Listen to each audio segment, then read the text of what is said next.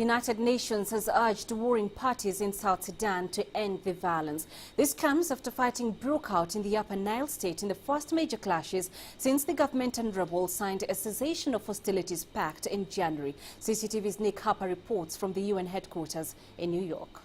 There were always fears that the peace agreement between the South Sudanese government and the opposition was a fragile one. Sadly, those fears have been realised. The UN humanitarian chief in the country, Toby Lanza, tweeted the news that hostilities had broken out on Tuesday morning in Malakal, the capital of Upper Nile state in the north of the country. And he said, quote, "All parties engaged in the violence must uphold people's rights and protect non-combatants." Well, both sides have accused the other of breaking the ceasefire.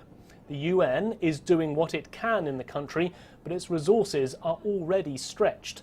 Back in December, the UN Security Council agreed to send more peacekeepers to the country, but the mission there is still not yet up to full strength of 12,500 peacekeepers. Not all of them have yet arrived. And on top of that, from a humanitarian point of view, the situation is looking very bad. UN estimates say that 750,000 people have had to leave their homes because of fighting. Some of those are sheltering in UN compounds around the country, and the UN is doing what it can to provide shelter and aid and protection for those civilians. But they say that around 85% of the displaced civilians in the country are living outside of UN bases. So that means that they may not have any access or very little access to things like food and water. The humanitarian situation in the country was already very bad.